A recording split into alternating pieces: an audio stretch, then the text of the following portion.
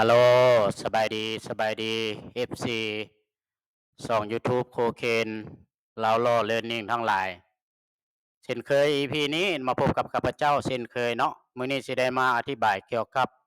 ความรู้ทั่วไปเกี่ยวกับการไกล่เกลี่ยข้อขัดแย้งคันบ้านเพราะว่าปัญหาการไกล่เกลี่ยข้อขัดแย้งคันบ้านนี่ส่วนหลายแม่นเกิดขึ้นอยู่คันบ้านประชาชนทั่วไปนี่มีความขัดแย้งกันในการใช้ชีวิตประจำวันบ่ว่าจะเป็นเรื่องน้อยเรื่องใหญ่เนาะแน่นอนและคนสังคมอยู่ร่วมกันมันสภาพจุดพิเศษเนาะต่างๆมีความแตกต่างกันหลายอันฉะนั้นเกี่ยวกับ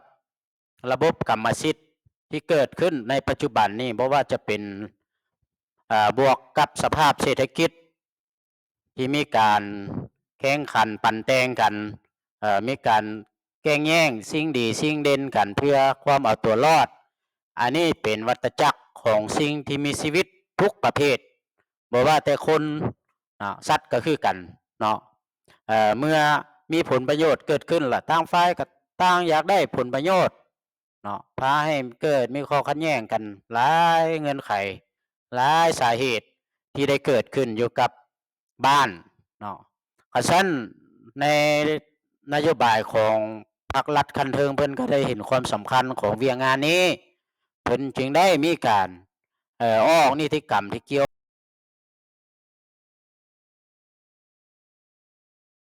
ี่ยวข้องกับการเวียงงานไกลเกลี่ยข้อขัดแย้งคันบ้านนี้เพราะว่าผ่านมานั้นมันก็มีประวัติ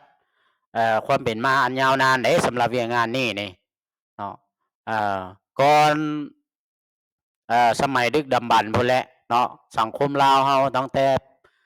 สมัยบูฮานพู้นเพิ่นก็ได้มีการนำใช้รูปการไกลเกลี่ยนี่เพื่อสร้างความสามัคคีปรองดองกันอยู่ในสังคมก็คืออยู่ในชุมชนโดยอิงใส่เจ้ากกเจ้าเล่าหัวหน้าชิงซาวเป็นม่อนอิงเป็นคนกลางในการทำการไกลเกลี่ยเพื่อให้คู่กรณีที่ผิดกันนั้นให้เขาเจ้าได้มีความสมัครใจในการตกลงปลงใจเนาะสามัคคีปรองดองกันฮักแพงกันคือเก่าเนาะอันนี้มันเกิดกับสังคมเฮาในแต่ดึกดำบรรพ์มาเนาะก็บ่เฉพาะแต่บ้านเฮาเด้ต่างประเทศเพิ่นก็ได้มีการนำใช้รูปการไกลเกลี่ยเช่นเดียวกันเนาะเพราะว่าข้อขัดแย้งต่างๆที่เกิดขึ้นนี่บางอันบางกรณีมันก็บ่จำเป็นต้องไปฮอดกระบวนการยุติธรรมเนาะตัวอย่างว่าปัญหาที่บ่หนักหน่วงเนาะเอ่อข้อขัดแย้งเกี่ยวกับการทำร้ายร่างกายที่บ่บาดเจ็บสาหัสบ่อุบัติเหตุเล็กน้อยบ่มีการลักเล็กขโมยน้อยที่บ่ได้สร้างปัญหาหลายเนาะนโยบายเพิ่นทางภาครัฐเพิ่นก็ให้สุกอยู่ให้มีการไกล่เกลี่ยประนีประนอมกันเพื่อบ่ให้ข้อขัดแย้งหรือคดีไปอ้างอิงอยู่ในกระบวนการยุติธรรมหลายเกินไปเนาะสุดท้ายแล้วไปหาศาลศาลก็ตัดสินแล้วในการจะตั้งปฏิบัติตัวจริงก็ยังพบความยุ่งยากปัจจุบันนี่เนาะเพราะว่าคดีต่างๆก็ได้ไปอ้างอิงอยู่ศาลเนาะเฮ็ดให้การจัดตั้งปฏิบัติคำตัดสินของศาลนี่บ่ได้ไปตามเป้าหมายที่ตั้งไว้เนาะฉันเพิ่งจริงปลุกระดมชุกยู่ให้มีขบวนการไกลเกลี่ยนี้ให้มันหลายขึ้นเพื่อลดพรข้อขัดแย้งหรือว่าคดีที่จะนำไปฮอดศาลให้มันลดลงเนาะตามตัวเลขสถิติของทุกๆปีนั้นสำหรับเรามาเบิ่งว่าข้อขัดแย้งในการไกลเกลี่ยนี้ผ่านมาหั้นทางกระทรวงยุติธรรมก็ได้พยายามออกนิติกรรมหลายๆฉบับซึ่งฉบับล่าสุดก็แม่นนิติกรรมที่เป็นดำรัสของรัฐบาลเกี่ยวกับเวียงงานไก่เกลเคียวข้อขัดแย้งคันบ้านนี้ก็คือดำรัส626ทับลบลงวันที่22ตุลา2021เนาะถือว่าเป็นนิติกรรมล่าสุดที่ได้นำใช้มาฮอดปัจจุบันเนาะและสำหรับความหมายความสำคัญเนาะความหมายนี่คำว่าข้อขัดแย้งนี่แม่นหยังเนาะการไกลเกลี่ยข้อขัดแย้งคันบ้านนี่แม่นหยังเนาะตามดำรัส626หั้นก็ได้ให้นิยามอย่างกระจ่างแจ้งเนาะแม่นการศึกษาอบรม การปรานิประนอมคู่กรณีที่ขัดแย้งกันหั้นให้พวกเขาเจ้าหั้นมีความตกลงโปร่งใจกันยินยอมแก้ไขปัญหาข้อขัดแย้งร่วมกันโดยสันติวิธีมีความเสมอภาคมีความยุติธรรมบนพื้นฐานความพออกพอใจของทั้งสองฝ่ายโดยบ่ขัดกับกฎหมายเนาะหมายความว่าสองฝ่ายหั้นหากว่ามีปัญหาข้อขัดแย้งที่เป็นอันเล็กๆน้อยๆบ่ตัวอย่างว่าผิดเถียงกันนี่อ่าการนินทาการใส่ร้ายป้ายสีนี่การหมิ่นประมาทซากศพนี่ที่ละชื่อเสียงของผู้ตายมันก็บ่จำเป็นต้องไปฮอดไปกวนฮอดศาลเนาะปัญหาน้อยๆที่คือคนลาวเฮานี่บางครั้งน่ะฮอแจ่วปลาแดกขึ้นศาลนี่มันก็บ่เป็นเนาะแนวนั้นเฮาต้องเบิ่งว่าอันใดมันคุ้มได้บ่คุ้มเสียเนาะ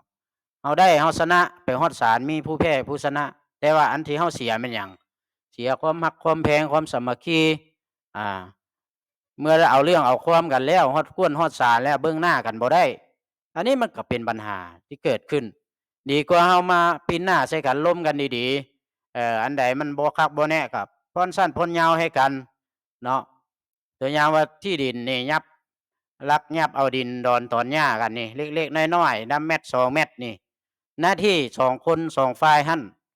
โอ้ล้มปีนหน้าใส่กันแบ่งกันแล้วก็แล้วเนาะหรือว่าผิดกันเรื่องงัวเอ่อการลงงัวกันนี่ตัวงัวน้อยๆนี่ราคา5-6แสนกีบสุดท้ายผิดกันจนไปฮอดก้นฮอดศาลไปฮอดศาลแล้วค่าสิ้นเปลืองค่าเสียเวลาเด้บัดนี้เออไปฮอดแล้วมันผิดกันแล้วสั่วศาลสิตัดสินก็ใช้เวลาโดนแล้วสั่วจะฮอดคิวเอ่อสั่วจะฮอดคิวของตนเองนี่มันใช้เวลาเป็นปี2ปีสั่วสิแล้วหลังจากแล้วพัดไปจัดตั้งปฏิบัติคำตัดสินของศาลนี่สั่วสิแล้วก็เป็นอีกปี2ปีเนาะอันนี้มันมีความยุ่งยากหลายเนาะคันซั้น คันเราใช้รูปการไกลเกลี่ยนี่เพียงแต่ล้มกัน1ชั่วโมง2ชั่วโมงสำเร็จแล้วก็เฮ็ดบทบันทึกกันลงรอยกันแล้วก็สุกอยู่ในการจะตักปฏิบัติตัวจริงแล้วแหละเนาะคันแล้วภายในบางเทื่ออาจจะบ่ฮอดอาทิตย์บางเทื่ออาจจะบ่ฮอดเดือนเนาะที่ว่าข้อขัดแย้งหรือว่าคดีหั้นสำเร็จไป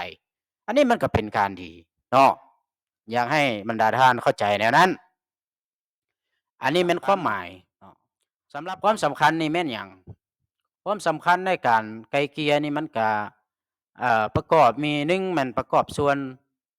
สร้างรัฐแห่งกฎหมายตามนโยบายของภาครัฐเราเนาะที่ได้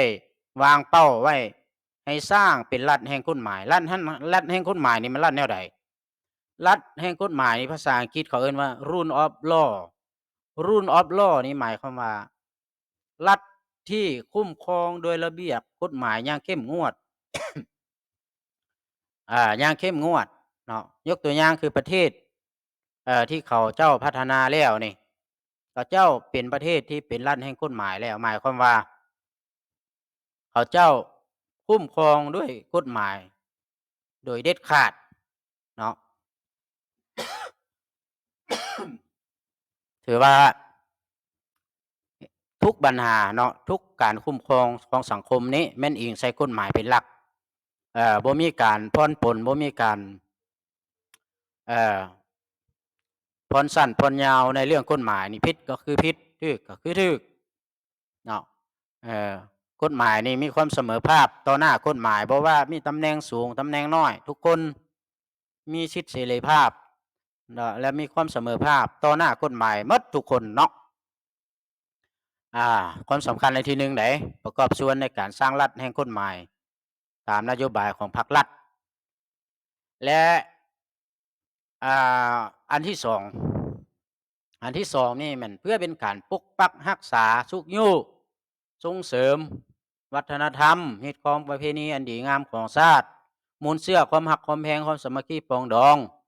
ความเป็นปึกแผ่นแน่นหนาของประชาชนลาวเฮาบรรดาเผ่า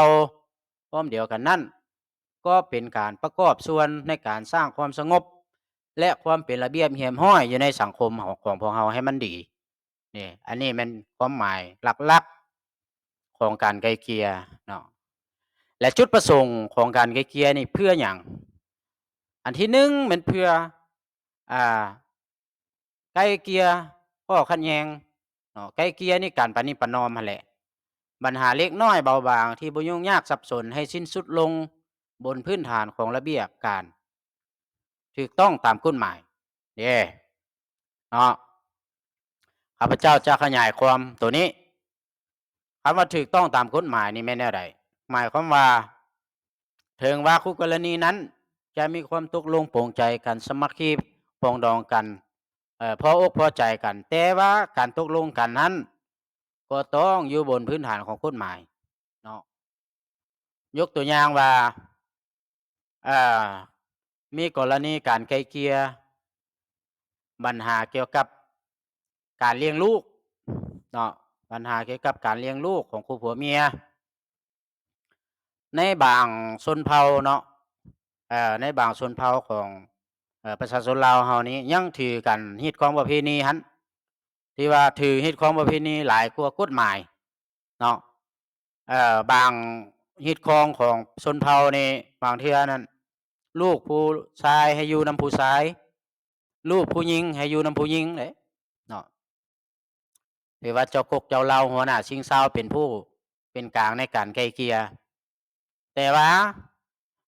ลูกผู้ชายอยู่นำผู้ชายลูกผู้หญิงอยู่นำผู้หญิงเนาะบัดนี้ลูกผู้ชายสัมผัสว่าเกิดยังบ่ทันฮอดอายุ1ปีเนาะบัดนี้ตามประมวลกฎหมายแพงแล้วว่าด้วยครอบครัวหั้นเด็กที่อายุบ่ทันฮอด1ปีนี่ต้องอยู่นำแต่นำแม่นี่กฎหมายกำหนดเด้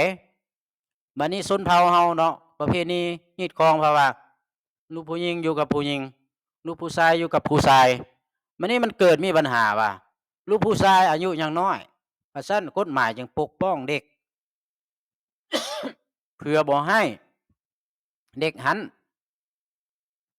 เอ่อได้รับการดูแลเลี้ยงดูรับประกันการเจริญพันธุ์ทางด้านร่างกายและสมองเนาะต้องได้อยู่นำแม่เพื่อว่าเด็กหั้นได้กินนมแม่เด้เนาะให้เข้าใจแนวนั้นอันนี้มันจุดประสงค์อันที่1และจุดประสงค์อันที่2นี่เพื่อเป็นการศึกษาอบรมทางด้านกฎหมายและระเบียบการแนะไสให้คู่กรณีเข้าใจกันตกลงปลงใจกัน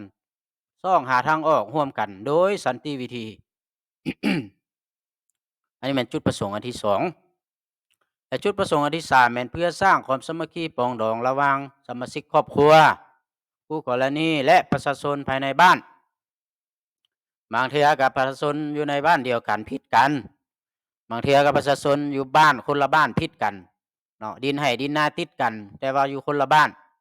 ก็สามารถไกล่เกลี่ยกันได้เนาะจะไปยื่นอยู่หน่วยไกล่เกลี่ยบ้านเท่ากอก็ได้ไปยื่นอยู่หน่วยไกล่เกลี่ยอยู่บ้านข้าวขอก็ได้ยิ่งตามการตกลงกันเนาะอันที่4เพื่อเป้าหมายความสงบและความเป็นระเบียบเรียบร้อยและเฮ็ดให้คดีหรือว่าข้อขัดแย้งหั้นบ่ได้ไปอ้างอิงอยู่ศาลเด้อันนี้เป็นเป้าหมายหลักเนาะเพื่อสร้างความสงบถ้าว่าเรามีความสงบสังคมมีความสงบบ่มีการผิดเถียงกันบ่มีข้อขัดแย้งเกิดขึ้นแล้วประชาชนก็อยู่ทางทำมาหากินเนาะประเทศชาติมั่งคั่งเข้มแข็งย้อนว่าความสงบนี่ต้องมาก่อนเนาะคันบ่มีความสงบประชาชนก็บ่สามารถที่จะทำมาหากินได้เมืองเฮาสามารถเบิ่งข่าวต่างประเทศยกตัวอย่างสงครามที่เกิดขึ้นสร้างความบ่สงบให้แก่บ้านเมืองประชาชนผู้ได้รับผลกระทบประชาชนตาดำๆนี่บ่มีเวลาได้ทำมาหากินสร้างสาเนาะอันนี้แม่นผลของการบ่สงบเนาะผลของการบ่มีความสงบอยู่ในบ้านเมืองนี่ประชาชนก็บ่ทำมาหากินบ่ได้เนาะไปทางใดก็มีการยิงกันฆ่ากันจังซี้โอ้มันก็สร้างความเสียหายเนาะต่อกับประชาชนผู้ได้รับความเสียหายและแม่นประชาชนเนาะเพราะฉะนั้นความหมายความสำคัญประวัติความเป็นมาของการไกล่เกลี่ยข้อขัดแย้งกันบ้านก็สิเอาพอส่ำนี้ก่อนเนาะก็หวังว่าบรรดาท่านคงจะรับรู้และเข้าใจเพราะว่าเนื้อในของนำรัดของการไกล่เกลี่ยนี้มันก็ยังมีหลายเนาะในอีกคลิปต่อไปข้าพเจ้าจะเฮ็ดเป็นตอนเป็นตอนเนาะสำหรับข้อขัดแย้งนี้มีข้อขัดแย้งใดเด้ที่หน่วยไกล่เกลี่ยคันบ้านเฮาสามารถไกล่เกลี่ยได้ บ่แม่นว่าทุกๆข้อขัดแย้งหน่วยไกล่เกลี่ยจะนำมาไกล่เกลี่ยได้หมดมันบ่แม่นเนาะอันใดที่สามารถไกล่เกลี่ยได้ก็ให้ไกล่เกลี่ยอันใดบ่สามารถไกล่เกลี่ยกันได้ก็สามารถยื่นไปตามกระบวนการยุติธรรมเพื่อให้ศาลเป็นผู้พิจารณาเนาะเอาสำหรับ EP นี้ก็สิเอาพอส่ำนี้ขอขอบใจบรรดาท่านที่ให้เกียรติติดตาม